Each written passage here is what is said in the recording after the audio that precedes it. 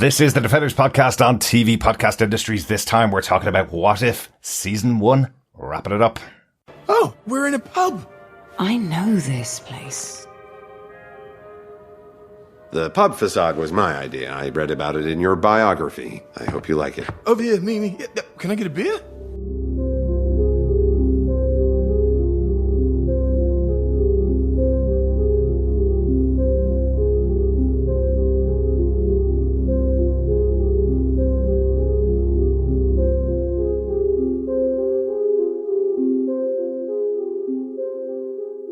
Welcome back, fellow Defenders, to our final episode of our coverage of What If Season 1. This time we're wrapping up the season, and we're going to be revealing the winner of our pub quiz, along with all of the answers for all the questions we gave out over the season. I'm one of your hosts, Derek. Hello there, fellow Defenders. Yes, we're wrapping up What If, wrapping off, and then going to wrap down, I guess, because we're in with the kids. Okay. I'm one of your hosts, John.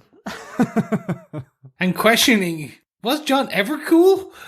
No, I am Chris. I really wasn't. I've just been a geek and a nerd all my life. I think you're cool, John. Yeah, and I'm down with the homies, so it's cool. All right. Where were you ever cool, Chris? No, God, no. I can talk like I am. Yo, yo, yo. No. That makes you less cool. Yeah, every really yo. does. Hey there, fellow kids. Yeah, with my exactly. hat backwards. Exactly, Chris. Well, welcome back, fellow Defenders, to our usual end of season chat. Looking forward to having a bit of a chat about how What If wrapped up and the season itself. We're going to have a little bit of feedback from you lovely, lovely listeners, and we'll also be announcing our pub quiz winner, giving out all the questions and answers. Lots of entrants this time to our What If pub quiz. Yeah, really, really good stuff from our fellow quizzers. Loads of people coming in, answering the questions, and I guess that's a sign of good questions. I think it was a sign of being one of the most easy pub quizzes that we've had so far. You say that, but I don't think so. And whenever I try to make it hard, then you try and pull me back. That's not true. That's not true. I know a lot of the suggestions that we had from our fellow Defenders of questions that they thought you were going to ask had them pausing the screen and counting things that were appearing on screen.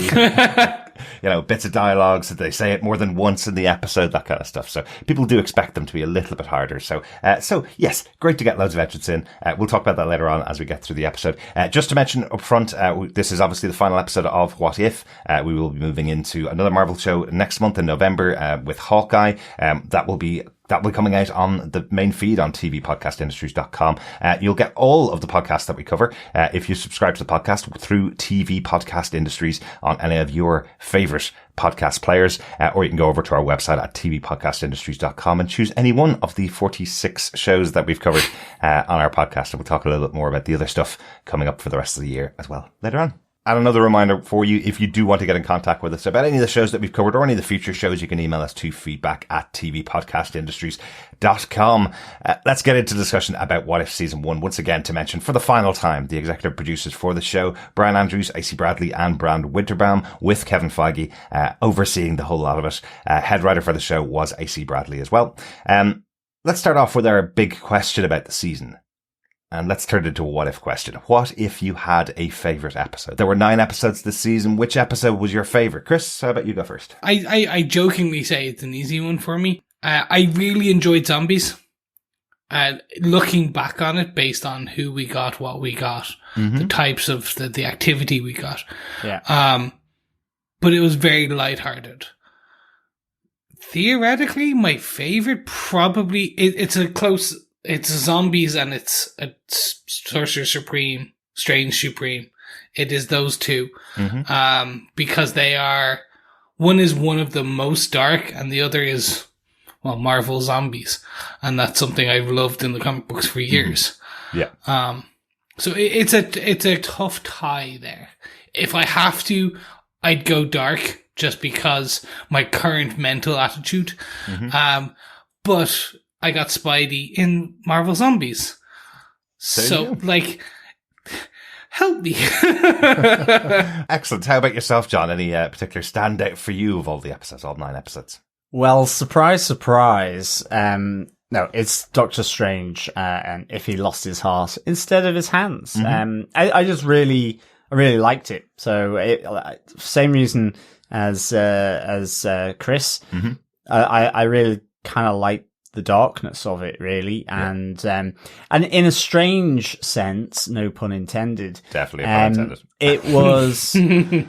It was actually that Doctor Strange still held up as, or Strange Supreme held up as Doctor Strange, really, even though he had kind of gone down an obsessive route. Mm-hmm. And you could say kind of getting quite close to evil by absorbing all these magical characters. But in the end, came back for the final episode to help the Watcher break his oath, and sort of oversee the two squabbling kids in the form of Killmonger and Arnim Zola. So like it feels like, there's a lot of similarities between this alternate Strange Supreme and Doctor Strange, to some extent, even though their journey is vastly different, and that initial genesis of why is different as well. So I really liked it. I love the wackiness that can come from doing different dimensions with Doctor Strange, and I think that works really well in animation. Yeah, absolutely. And lots of visuals that I just really, really enjoyed from those. Mm-hmm. But I think as well, I do like to pick maybe another one or two, and I really liked the T'Challa becoming Star-Lord as well. Mm-hmm. That was really it was the second episode. I really liked the Captain Carter one, but for me, the T'Challa one really gave the potential of what if could do, and I really liked that. Plus, I think it just having Chadwick Boseman doing the voice there, I think that was really meaningful. It really added a different sort of dimension to that episode. So that would definitely be a very close second to that. And a very close third to that would be Marvel Zombies, because I did enjoy seeing the cape, and certainly wrapped around Spider-Man was pretty cool. Wow, the Doctor Strange fan calling it a cape there as well. The cloak. Well, cloak. Yeah. Okay, sorry. It's potatoes, cloak, cape, but you're right, yes. Cloak of Levitation. It was great seeing the Cloak of Levitation. Only because I've been corrected on that a few times, fellow defenders. So, or bedsheet. And what did you think about that final episode? Do you think it added more to the stories throughout the season? Like you mentioned about the end of Doctor Strange, Supreme Sorcerer Strange, I guess. The end of that ends with him kind of in a villainous role. He's killed an entire universe effectively by pulling in all those powers, whereas him coming back in that final episode adds a little bit of that story and a little bit to his character. Do you think that was a good way to wrap up the series that way, tying all of those endings together and giving a little bit more story to the characters that we saw in the previous episodes? Yeah, I mean, it gave him some redemption, I think. I mean, again, I'm not entirely sure whether, he is fully good or evil.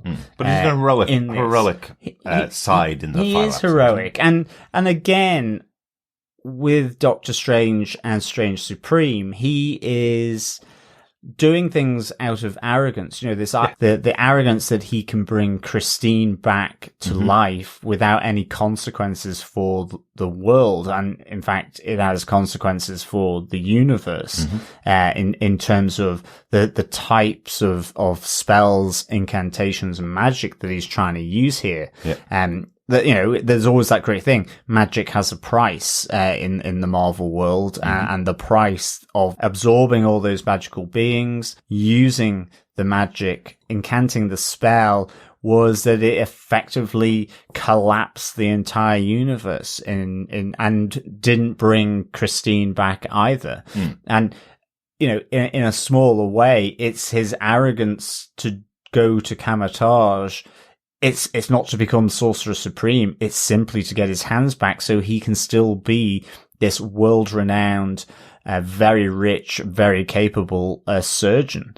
And it's the changes along the way. And in this universe, with Strange Supreme, it's that he doesn't have those effectively those positive influences coming in on him, whether it's the Ancient One, whether it's Wong, all coming in, and in fact, he's actually facilitated to do what he does in this universe through Obene. So that's really kind of different. So yeah, I like how it wrapped up at the end with him being, slightly redeemed here. Yeah. And hopefully we may see him back in season 2 as well. What about yourself? For myself, it's tough, really. These are all really different episodes. That's one of the things I loved about the What If concept in this season. It was really taking different styles and different stories and looking at them from completely different ways. I suppose because of the kind of things I love in the Marvel Universe, the episode 3, when the world lost its mightiest heroes, I thought it had the best kind of twist to it. Initially seeing Tony Stark die and then each of the Avengers dying, and that kind of murder mystery who's playing out here, who's responsible for all this, I thought was really, really interesting. And of course, it being central around Nick Fury and Agent Coulson and Black Widow for the most part, made it really enjoyable for me. Love Captain Carter if she was the first Avenger, because it was just like seeing the first Avenger movie with Captain Carter at the center of it. And I love how that played out in the end of the season, seeing Captain Carter back, and that she's going to be involved hopefully in future seasons. So I really enjoyed that as one. She's a great character, and giving Peggy Carter her due and putting her at the center of a story again was great for me in the season. So loved all of those. But I would count those final 2 episodes, episode 8 and 9, as the kind of the finale of the season. The 2 of those together really don't work without the rest of the season. Absolutely. So I couldn't choose those as my favorite. Having all of those individual stories on their own, the first 6 episodes and then the Thor one, being fun as individual episodes was really enjoyable. And then just having the capper of having something that tied them all together at the end was a great choice. But yeah, my favorite I think would have been What If the World Lost Its Mightiest Heroes. It was great fun. Yeah, it was a good one. And I think it is the achievement of this series, of this first season, is just having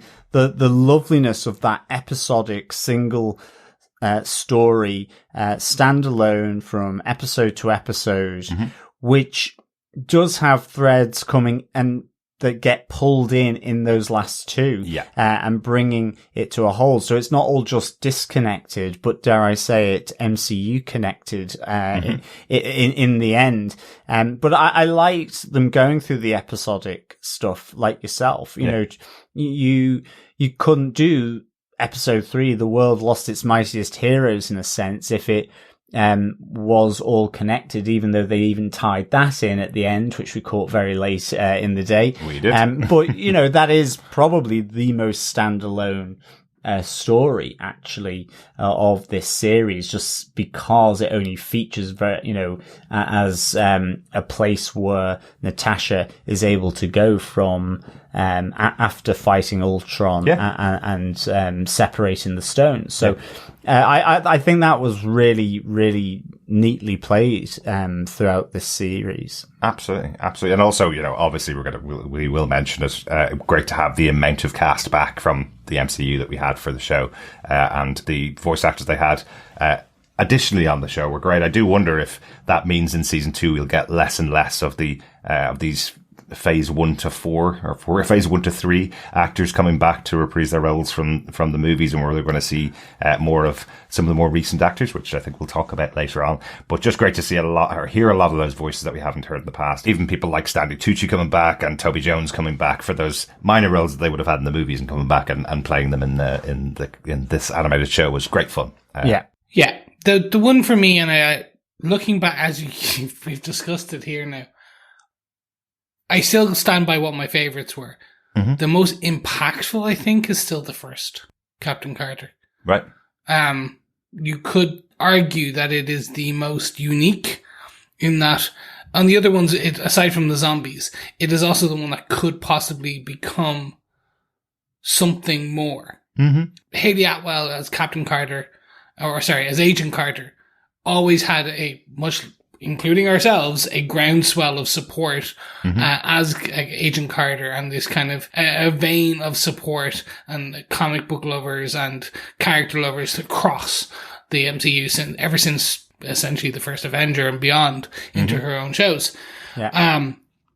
This resurgence of Haley Atwell as Captain Carter and the amazing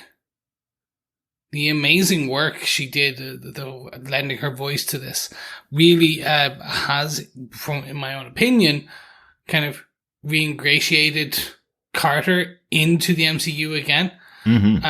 And I've seen more talk about Haley Atwell. I've seen more talk about Carter, be it captain or agent, Yeah.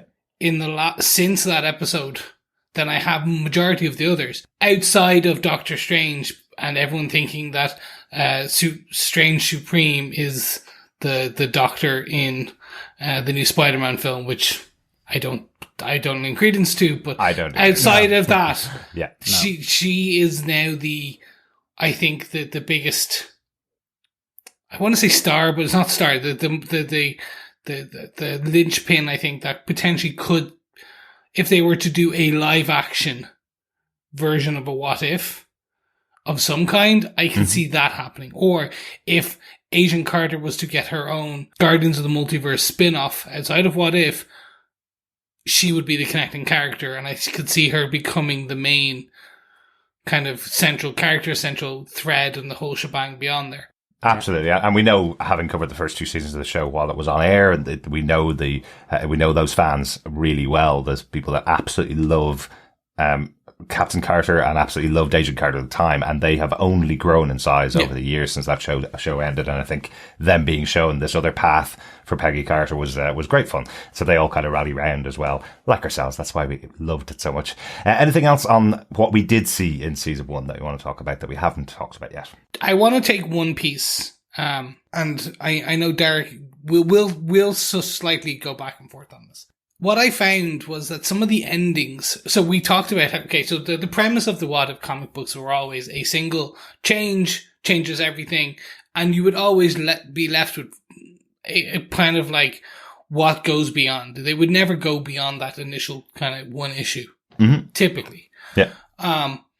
So what I did find a bit more problematic with this season of what we've got, right, was that looking back on it, some of the endings were a bit too abrupt. Mm-hmm.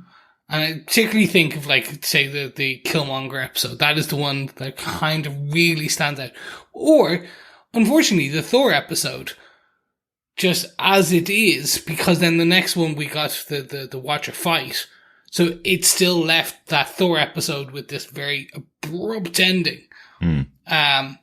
Because it didn't explain how Ultron went into Thor's world and then went after the Watcher, and Thor was just left battling the Ultron robots. Absolutely. And did you still feel that at the end of the series when it did all wrap it together?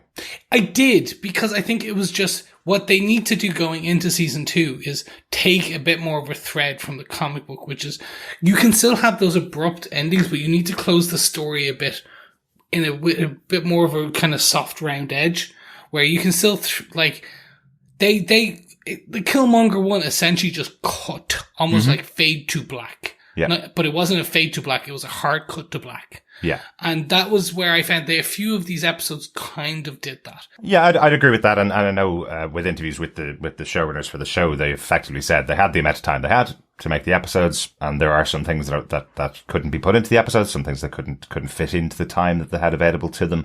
I think overall they accomplished their job. There's a couple of little moments there, but once they got to the end of the season and everything's wrapped up with a 2-episode arc that brings everybody together and gives you a little update to where they were left, I think as a season, it's actually wrapped pretty tightly. And we'll talk about that in what I want to see in season 2, but I'll say it right now. What I want to see in season 2 is 9 unconnected episodes. I don't want every season to wrap up with a 2-episode finale that ties all the 9 episodes together, because that's not What If for me. I want them to be able to be really open and be able to explore much more of the multiverse, much more of the universe, and tell unique individual stories about the characters in the 30 minutes that they have available to them. and that's it. And then move on to something else the next week.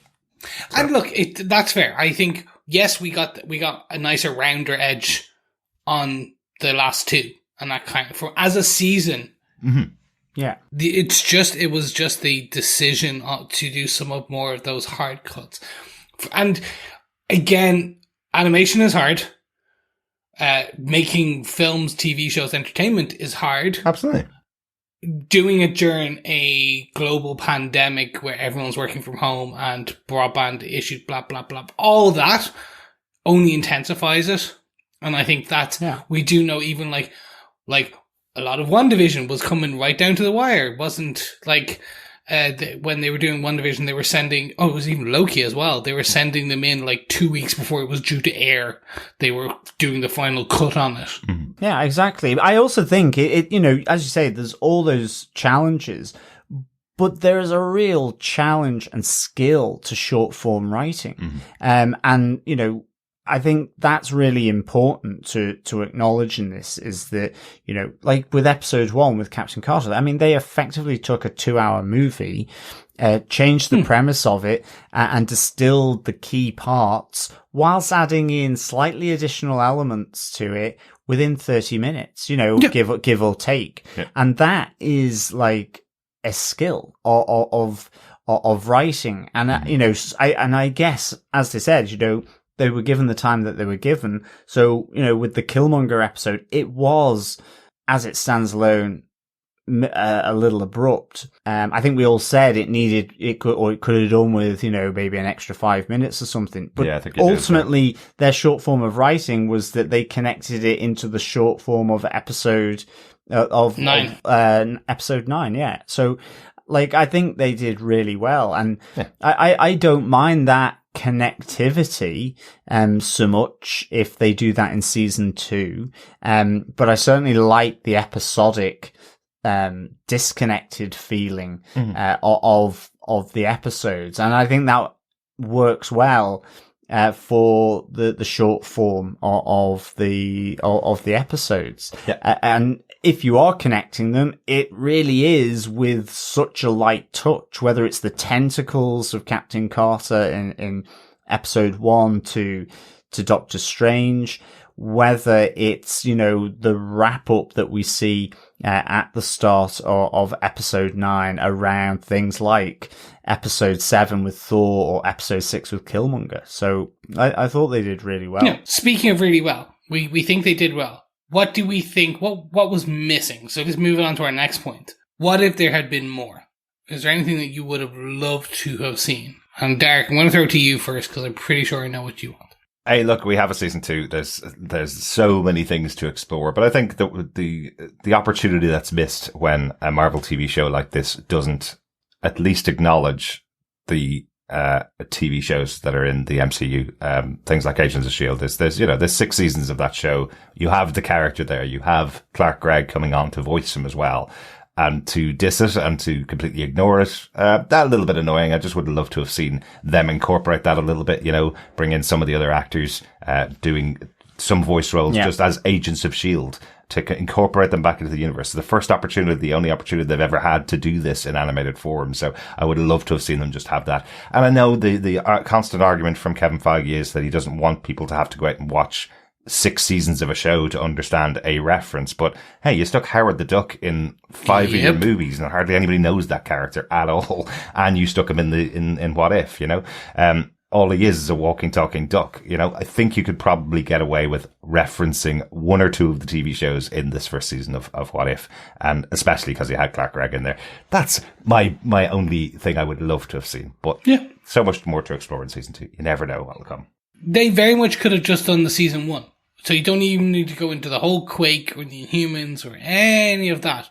You could have just done What If Coulson Had Lived.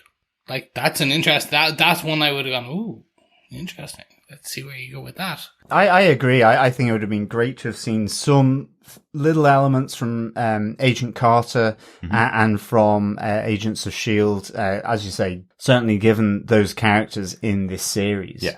And I can kind of let them away again. Given the audience for the show, I can, of course, let them away with not bringing in the Netflix shows with the violence of Daredevil and Jessica Jones, because you don't want your 8-year-old going, oh, who's that character? Can I go and watch his TV show for Netflix? I can kind of get that. Still, oh, yes, let's see the corridor scene in animated form. Yeah, exactly. That's like the first episode of Daredevil, remember? So, you probably don't want to push kids towards that, and that's kind of Feige's mantra about the Netflix stuff. But just referencing the other TV shows, at least the ABC TV shows, there's no reason why you wouldn't. They're on Disney Plus. What a great way to get people to go over and change over and watch the continuing adventures of Coulson, Yep. That would have been nice. How about yourself, John? Is there anything that you didn't see in season 1 that you would have liked to have seen in season 1? I'm a stickler for the festive spirit. I really would have loved to have seen a Christmas special based around Iron Man 3. I love Iron Man 3.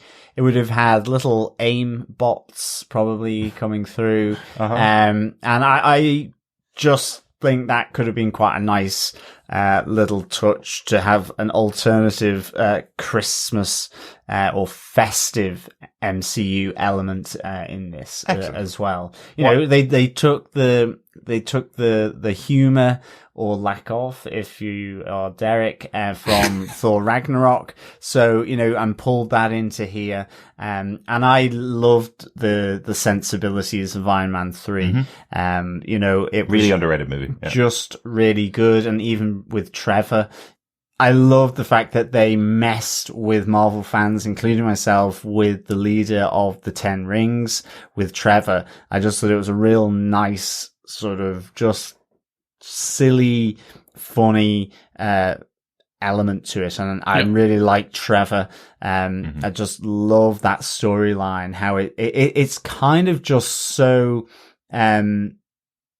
it kind of disrespects the canon, and I like that. I think it adds to something really good. It's like punk. It's like having a punk sort of song in the middle of it, really, just sort of messing things up, messing with your mind. And I love the AIM aspect to it as well. So what you'd like to have seen in What If would be more of a what if Tony had a fun Christmas, basically, would be the story there, rather than being depressed and wanting to die after his experience in New York. So you get a much more fun Christmas comedy experience of Tony Stark, yeah? Yeah, and maybe a more serious Trevor. Right, yeah, that would be kind of cool. And maybe Tony wouldn't die in the episode this time. Yeah, it could have been the one episode that Tony didn't die. There you go. Exactly.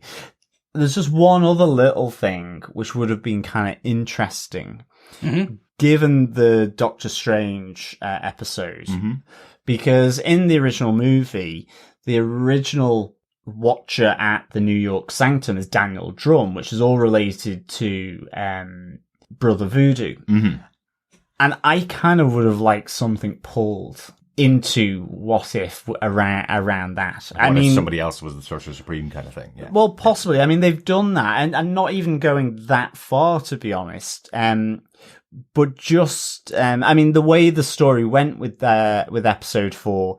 It didn't focus on anything like that. So they didn't, but it's just the fact that in the movie, even I tend to forget that the sorcerer at the New York Sanctum at the time is Daniel Drum. And that's all related into the backstory of Brother Voodoo. Him having, there being two brothers, and one of them dying, and his spirit being used. And not even to go into that, but just maybe to give a little bit more of a hint, because I think that would be really kind of a nice sort of tee up for possibly introducing this character into the Phase 4. I guess they're not going to, but I like the fact that they included him in the first Doctor Strange movie. I still think there's a possibility for Multiverse of Madness. Different Doctor Strange, different Sorcerer Supremes being shown throughout the multiverse. Yeah, one of them, like, you'll get a Brother Voodoo, you'll get the Doctor Strange, when you remember where he wore the costume,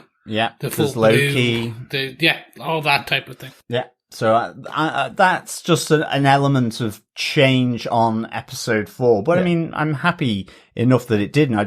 I'm intrigued by the fact that Daniel Drum is in the movie originally. And you'd like to have seen him in What If. Yeah, and I really like Brother Voodoo. That would be cool as well. You know, like one of those weird things about Marvel is because they're doing 25 movies, the sequels that they choose to their movies are so different to how any other studio handles sequels. You know, at this stage, we're talking almost 5 years now since Doctor Strange, and we haven't got the sequel out, and that's not just COVID, it's just how they've planned it. By now, you would usually have a successful movie series. You probably have 3 or 4 movies of Doctor Strange that would have been exploring all aspects of that universe. So using something like What If, which can just pick up a thread and go, ooh, what would happen here with this character that we saw in the background of one of the movies, and spinning it off into its own half-hour episode, is something that hopefully I'd love to see them do in season 2. Yeah, exactly. Agreed. How about yourself, Chris? What were you missing in season 1? What would you like to have seen in season 1? I have 2 very quick ones. The first being another Nick Fury one. Nick Fury and Maria Hill do something. Or what if Nick Fury actually was part of Hydra? So from like the Winter Soldier. Right. Kind of like something. I love Samuel L. Jackson, but also like you could do something fun. What if a Nick Fury LMD went rogue? Right. Yep. There's just something you could have done something there, and I think that would have been fun. Would have given a bit more Samuel L. Jackson because we don't know how much of these, as you kind of previously say, we don't know how many of the phase 1 to 3 characters we're going to get of in going into the next phase. Yeah. So it would kind of, I was like, yeah, give me a bit more of these guys. Yep. Just kind of give them a bit more fun. I'm always down for more Nick Fury, of course. Absolutely. Yeah, I'd love to see that. Did you guys see today a tweet from, or Instagram post from Samuel L. Jackson? Filming has begun on Secret Invasion. He is back. Filming has begun as of today. So yes, that Secret Invasion is going. Does that mean they're finished the Marvels? Don't know.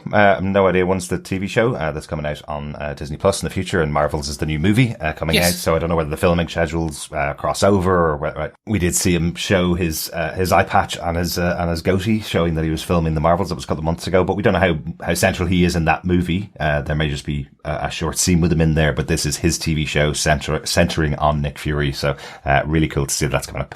Yeah, the reason I ask is Monica Rambeau from WandaVision fame is in both.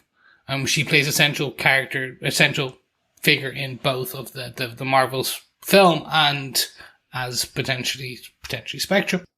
But also we last saw her going off into space with the Skrull, or going off to meet someone. Which would actually explain the completely unsubstantiated rumour that Monica Rambeau is getting her own spin-off show on Disney Plus after the Agatha Harkness announcement that she's getting her spin-off show. There was a minor announcement in one of the other, let's say, alternative nerd press publications that said that Monica Rambeau is getting a spin-off. They probably were just hearing stuff about the work that she's doing on the TV show. Yes, that would make sense. That could be it, but there you go. Yep. Anyway, Chris, I talked over you. What was the other thing that you would like to have seen in season 1 of What If? Spidey.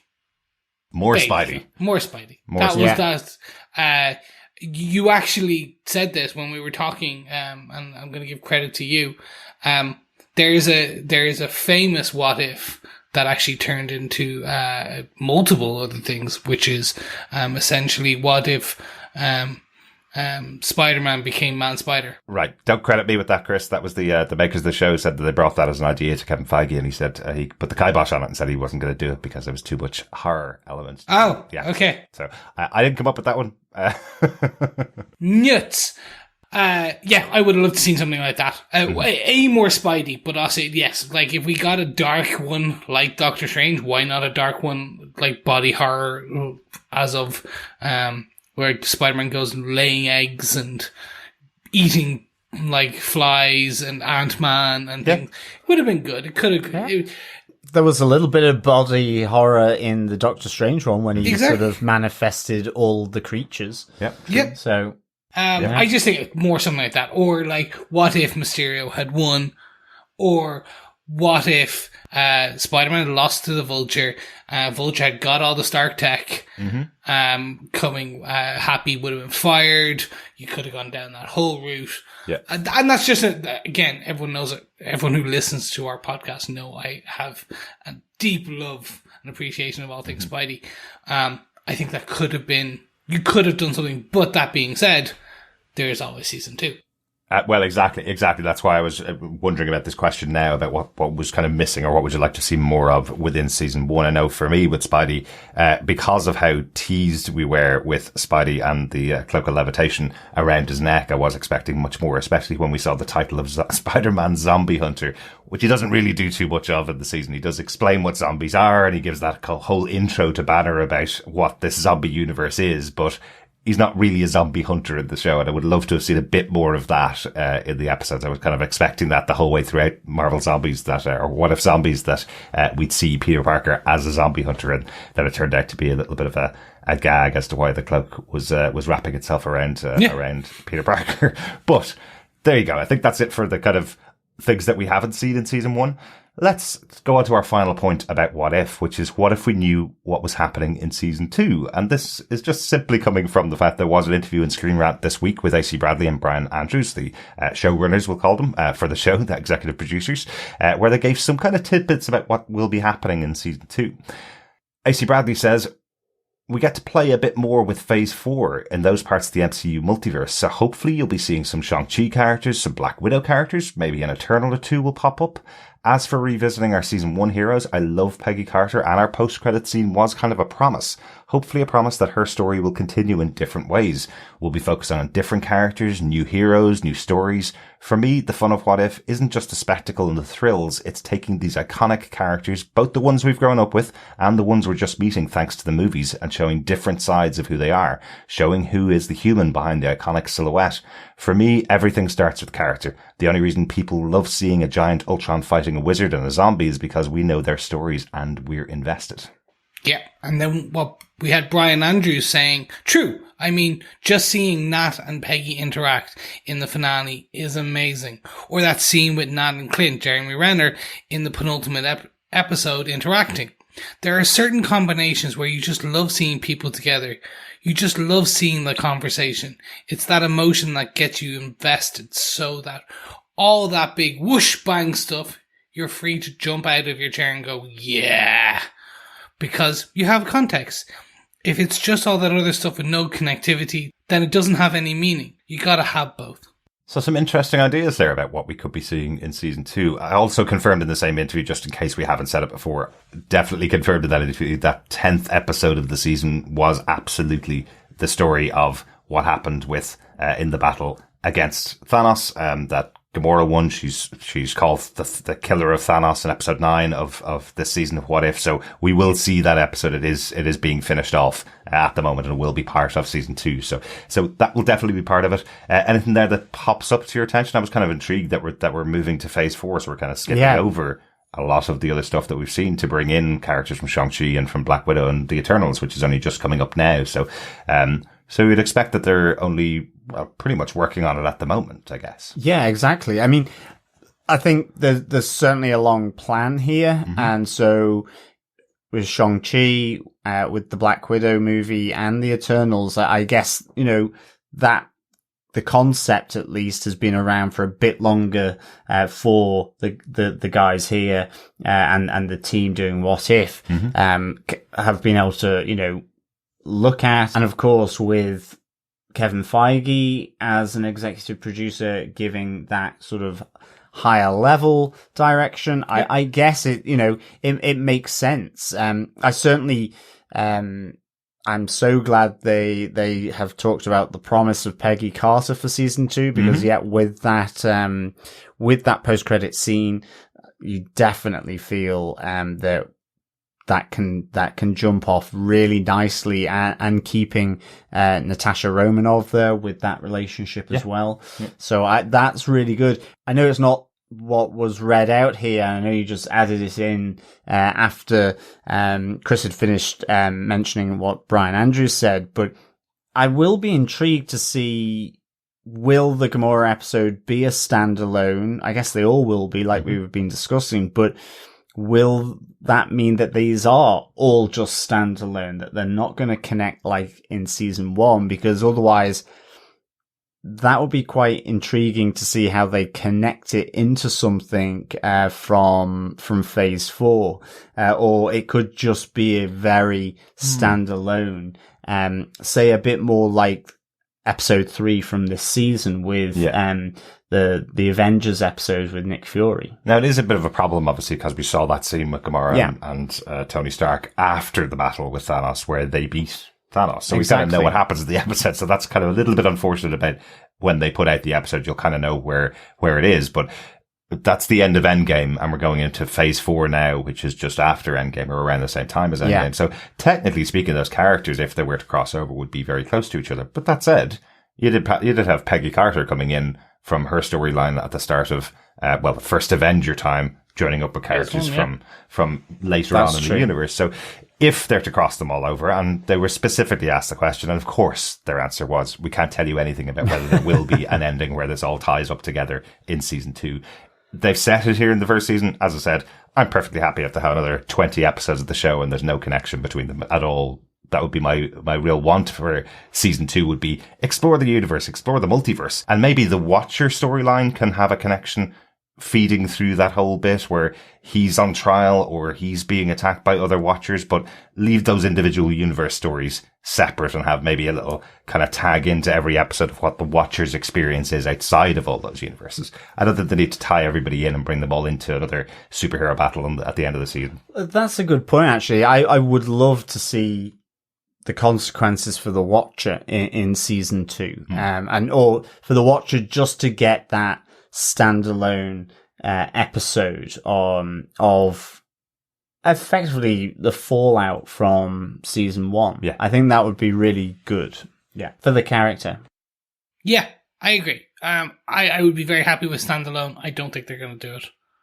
I think when they bring them together, they get more big bang for their buck, more opportunities. So I don't think that is the case. What would you like to happen, Chris? What I would like to happen is these more individual. I agree. Like, I'm there with you. I don't think it is going to happen. I think it is going to be, we will get 10 episodes this season, or next season, maybe 11, depending on, like, the Gamora comes first, and then you're going to open again with Peggy, and then you get a number, and then it wraps at the end. Right. Like, I think that's the way they're going to go. We're going to get more than likely, what if the Eternals broke their promise and interfered earlier on? We're going to get Shang-Chi, whatever. We're going to get Black Widow and the Red Guardian and tweaks on that. So that starts filling up pretty quickly. When you add all those together, like that's 5 already, plus Spider-Man is 6, plus a Doctor Strange is 7, because you've got to assume that this comes out probably around, if I don't know if it will be next year, it may be the year after. Yeah. So by that point, you have a number of, and they were probably already using those scripts and discussions and things like that. Because if it is the following year, they have to, and they say they're moving towards Phase 4, they have to have a lot of that Phase 4 content in there. Yeah, absolutely. Like they're in Phase 4 now, and Black Widow is supposed to come out a year ago, of course, as we know. So they would have been in that already at the moment. One thing that was just mentioned, I just thought it was funny to hear it. So when they were breaking the stories of the season, had 25 episodes that they brought, episode titles, episode concepts that they brought to Kevin Feige. Wow. Who was supposed to cut them down to the season that was given to them, which was 10 episodes originally.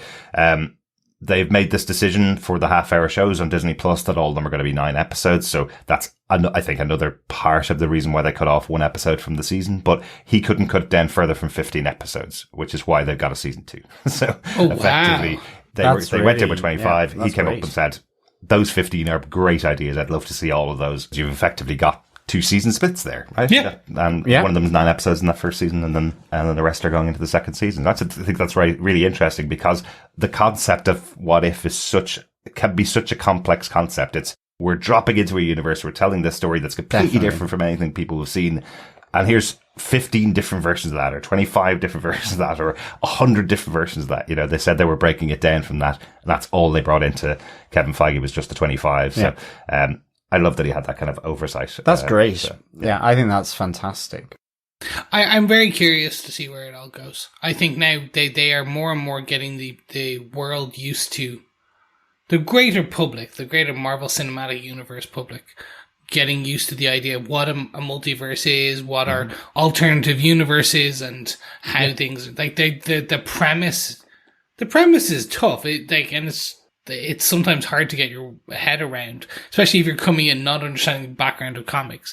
Just you've seen a couple of Endgame, you've seen Endgame once, you've seen 1 or 2 of the other MCUs when someone dragged you along, and then you're shown this, and you're like, oh, I thought this happened. They're doing a good job of explaining everything, so I think they're going to end up continuing to capitalize on that, where it's like, okay, there is a multiverse now. Here is how we will do it. Yeah, and I think the what if going forward gives them that opportunity to go a bit more, to stray from the golden ideal MCU path, the golden timeline. Like, this gives you that additional. Definitely. What if? Absolutely. I love that you avoided saying sacred timeline there, Chris. I know. I didn't want to. Well it's just it's something about that term. I just like, Well, it's gone now anyway. So exactly. There is no sacred timeline. Don't need to remember sacred timeline anymore. before we go on to some feedback about season 1 of What If, is there anything else you want to close out for the episode? We've already talked kind of about our defense of the season overall. We all really enjoyed the season, but is there anything else you wanted to add to our coverage of What If for the season, John? Anything you want to? No, add? I've got nothing more to add. I just loved this season. Even Party Thor was. Right. Was fun and it was good. I mean, at the time I defended it. I think it was the one that fitted maybe less well. But I did enjoy it, and ultimately it is the thing that just provides that snippet for those final 2 as well. So, it was good to have it in there. I think it's got to play to a wide audience. But certainly I really liked how they did this. I think, I thought it was just done really, really well. Yeah, I will say, even though I didn't like the Thor episode, his character wouldn't have made any sense in those last 2 episodes without seeing that Thor one. I just wish it had been incorporated into the Gamora episode, so we wouldn't have had to watch a whole episode of Party Thor, and they just had incorporated Party Thor into a better episode. But obviously it justifies itself when you get to the end of the season, of course. Anything else from yourself, Chris, before we go on to some feedback? No, just I think they can go wackier, go weirder. Right. Yep. I think that, okay, I know we got zombies. And that's still pretty wacky, but they can go further. Give us Miles Morales. Give us X-Men. Well, that will bring in Sony, won't it? True, exactly. Miles. I know, so it's all... That's the complication, ultimately. Yeah. Of course, but other thing, my only bit is go wackier, go wilder, go weirder, give me more Spidey. There you go. Which is more difficult. But there you are. Excellent. Thanks for that, guys. Let's get on to some feedback. First up, we got an email into feedback@tvpodcastinterviews.com from Becky Mullins, who says, "Hi Derek, John and Chris. This is my first time sending in feedback, and What If may seem like a very strange place to start. I only caught up with the rest of the world this year when I watched the entire MCU for the first time during the January lockdown, so I've only just got up to date with your podcast. I'm not a connoisseur of comic books, and I wasn't initially sold on the concept of What If, so I wasn't going to bother with it. But you inspired me to give it a try. I've enjoyed the series a lot more than I thought I would, and having your voices, as well as the watchers, guiding me through has really helped me follow along with the concept of timelines and multiverses. My favourite episodes were the murder mystery one, probably because I love crime dramas, and ironically the zombies episode. Usually I hate anything to do with zombies. I thought the last episode was very clever, bringing it all together in a way like it did, and I'm pretty proud of myself for immediately catching the connecting episode to where the Watcher sent Black Widow at the end, even though it took you guys almost a whole podcast. I'm really excited for Hawkeye next month, and I can't wait for the next Spider-Man movie. You've also inspired me to start watching Y: The Last Man, so I'll be catching up with that in the interim. Thank you for all your hard work in the podcast. You're a pleasure to listen to. Cheers, Becky." Becky, thank you so much. It's a pleasure to get that kind of email in. Yeah, it's really, really lovely. Thanks so much, Becky.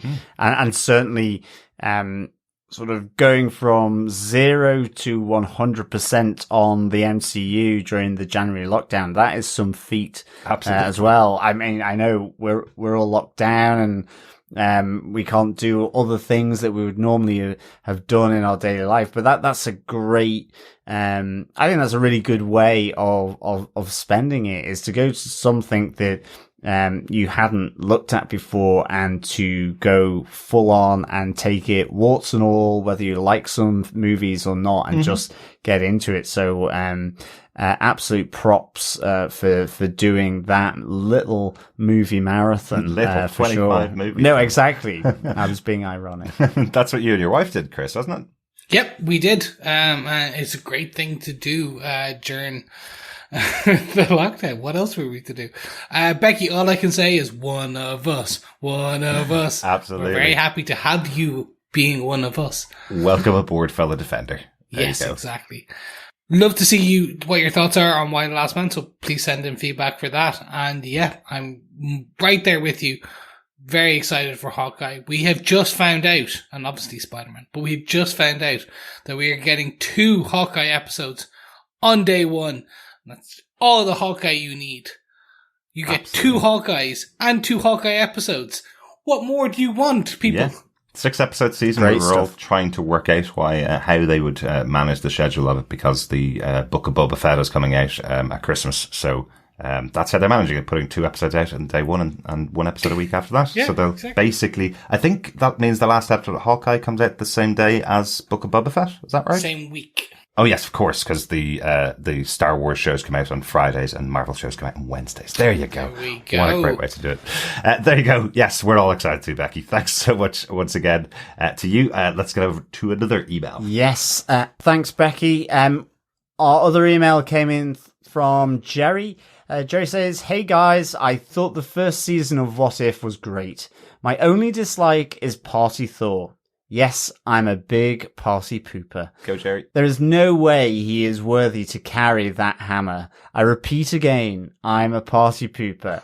I'm really excited for season 2, and I hope for more things with Loki and Tony Stark not dying in whatever episode he's in." Jerry from Niceville. Thanks, Jerry. Yeah, I think we all want to see a little less Tony Stark death, maybe for season 2.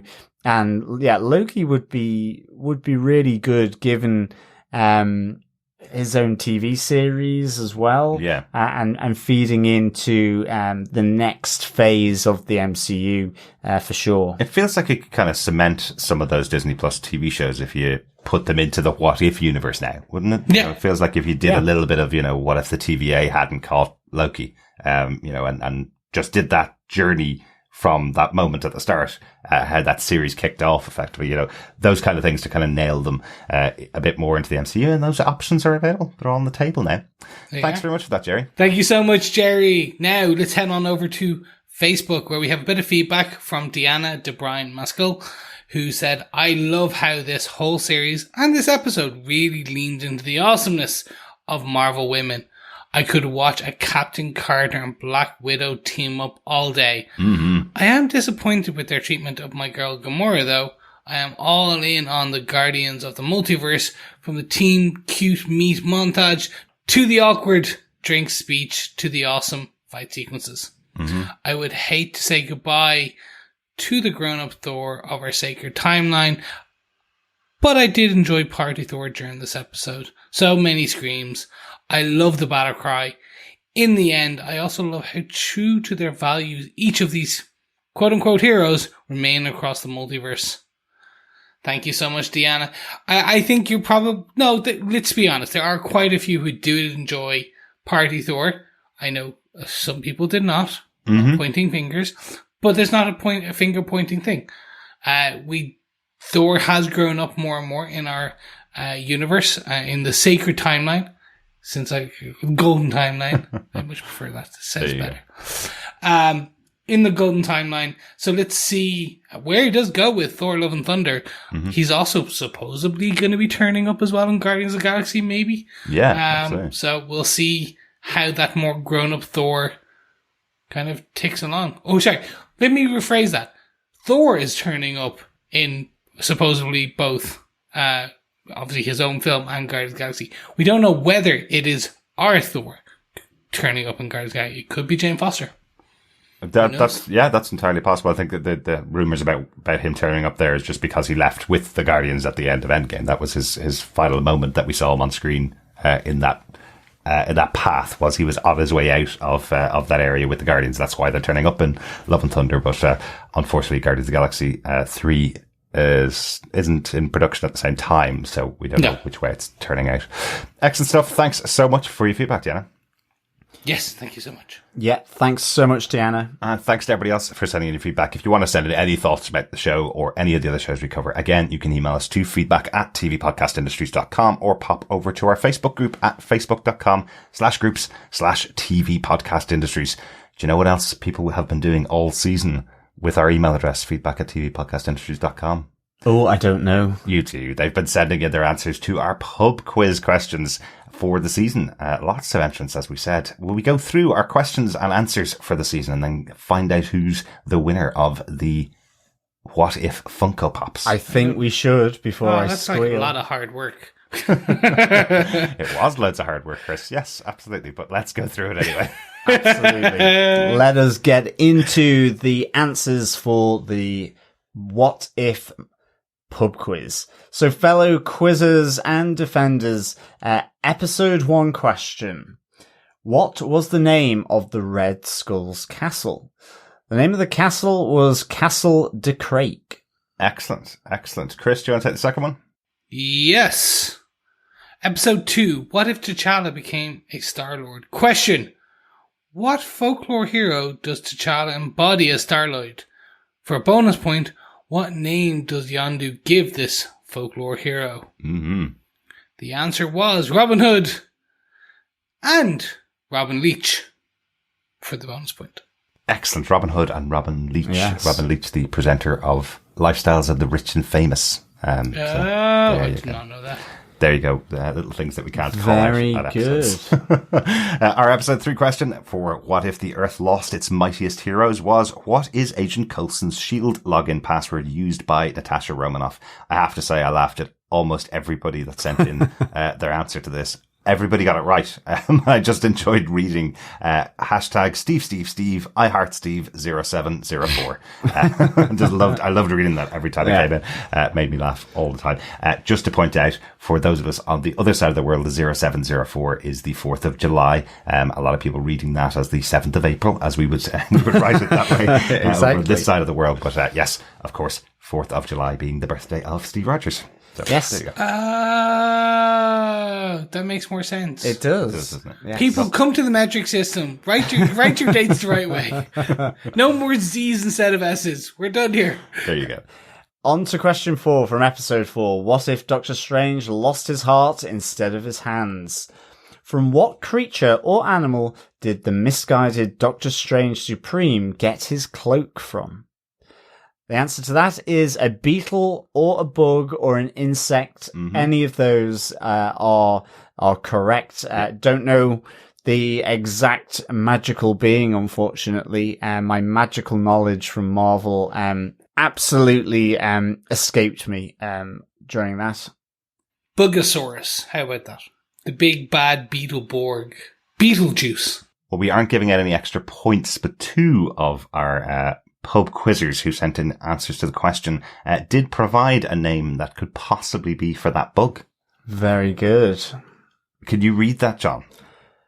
No, I can't. And that is presumably why it escaped my brain, because I couldn't keep the pronunciation of Gajashk Nira. Gajashnira. I think that's a good attempt at a good punt at the possible name. I will now get a tattoo of that so I never forget it. Don't do it. I would have It'll be gone misspelled. Beelzebub. I like that too. That's There very you go. good. Thank you. But thank you so much to those of you that sent us in. That is one of the answers. We are going to give it to bug or insect as well. Do I get bonus points? I'm not playing, but do I get bonus points? Chris, you have 1 point. Do you want to read the next question out? Sure. For episode 5, what if zombies? Question. What job does Okoye think Happy Hogan has? And the answer is Uber driver. Which he kind of is. Poor Happy Hogan. He has a much bigger job. Yes. Yes.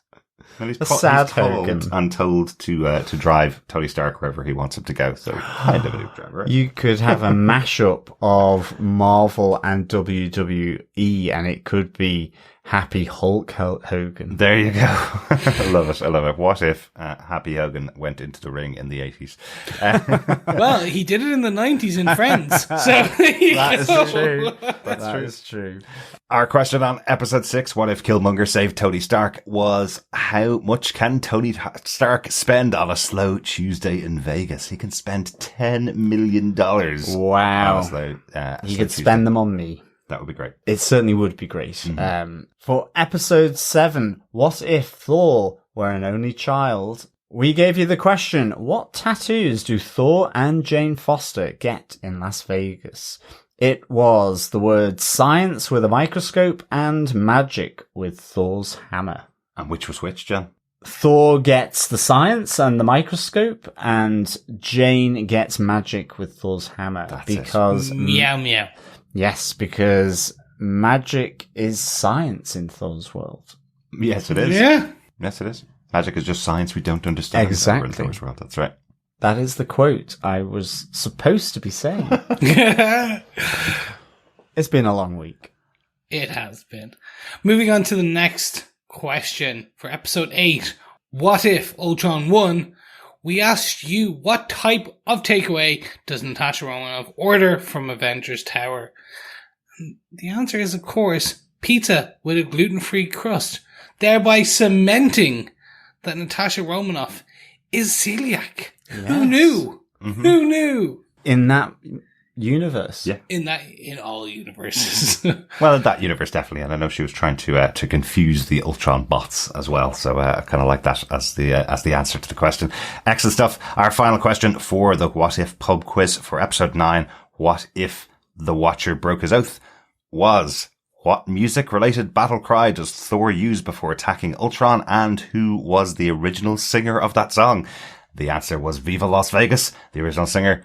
It wasn't a trick question. It was Elvis Presley.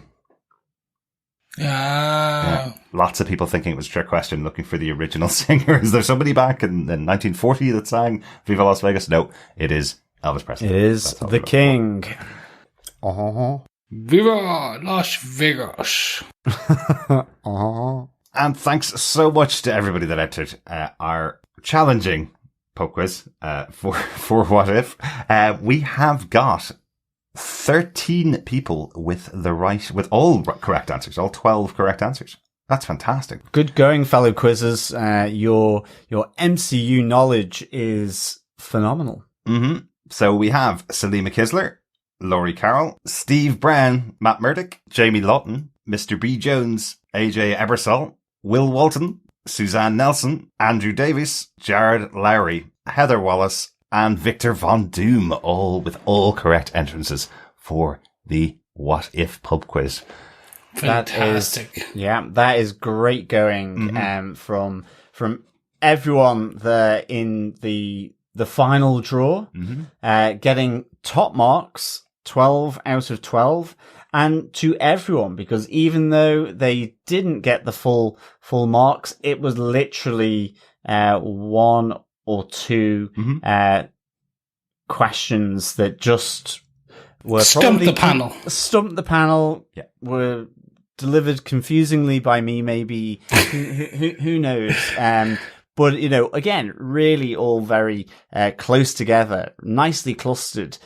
So good stuff, fellow quizzes. Absolutely. Yes. Thanks so much once again for everybody that have entered. But let us decide on who the winner is going to be. John, make the call. Chris, see if you can help us out of this.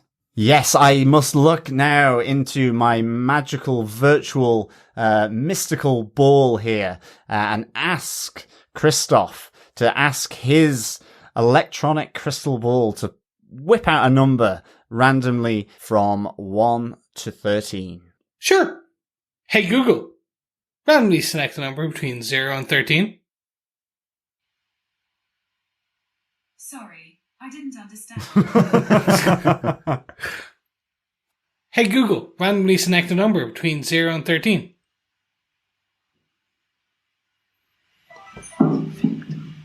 0.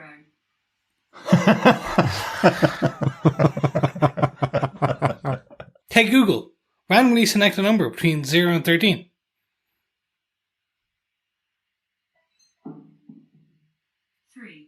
3. 3! Ha ha ha! And the winner is Mr. Steve Brown. Well done, Steve Brown. Congratulations. Absolutely. Congratulations, Steve, on getting all those answers correct, plus the additional bonus points as well that we threw into the mix as well. Again, really close with everyone, and we just have to do it in this randomized fashion. Because you say really close, but all 13 people got all of the answers right. That's as close as it possibly can get. So we have to do it randomized. Yes. Yeah. So that is really good stuff. Yep. Congratulations, Steve.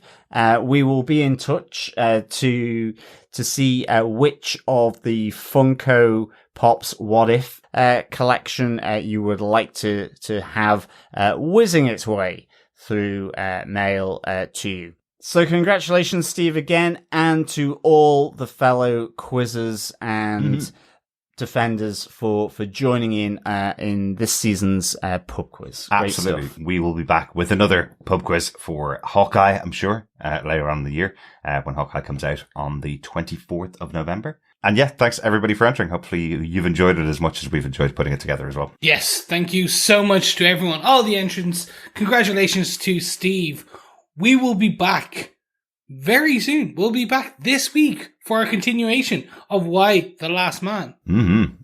Episode 7 this week of 10 in this season. My mother saw a monkey. Exactly. Yes. It's a really good one. I've already seen the episode. It's really good. Go check it out.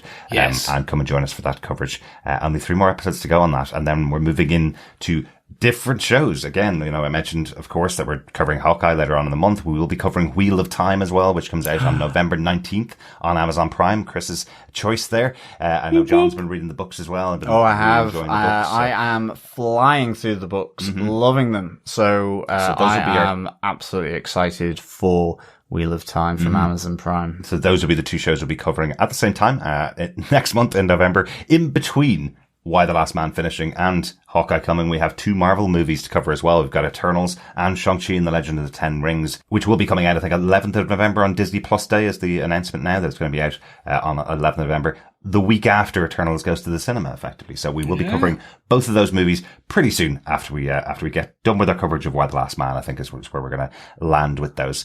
Thanks so much for joining us for all of the What If coverage this season. Hopefully you'll come back and join us by subscribing to TV Podcast Industries, wherever you listen to your podcasts. Yes, and if you've enjoyed what you've listened to this season, please make sure you head on over to patreon.com/TV Podcast Industries, where you can support us for a Marvel dollar or any amount, really, on an ongoing basis to help us fund the servers, the hamsters in the wheel, and all that fun and games. Or you can just, if you prefer a one-off tip payment, coffee. If you want to feed Derek with his caffeine habit that we have built up over the years of podcasting as he edits into the wee hours, you can go to buymeacoffee.com/TVPI, where you can just buy him a coffee. We would be greatly appreciative of any and all support. If you can't support on Patreon or buy me a coffee, just why not share the podcast on the socials? Tell the world and the mother. Go to your granny and shove the whole What If series in her face and go, look how great this is. And then get our podcast and put it on a radio and go, look how great this is. Yeah. And then just put one on each ear and go, listen to both of them at the same time. And before you know it, we'll be on BBC Radio 2. Yes, exactly. Or 4. Or 4. Yeah. Yeah. Not 1 though. Yes, you can put us on a radio just by turning your phone onto speaker and pressing play on the podcast. Yeah, absolutely. Indeedy. Once again, thanks everybody for joining us. We'll talk to you again next time. Yeah, thanks so much, fellow defenders, for joining us. Remember, keep watching, keep listening, and keep defending. Bye. Bye. Bye.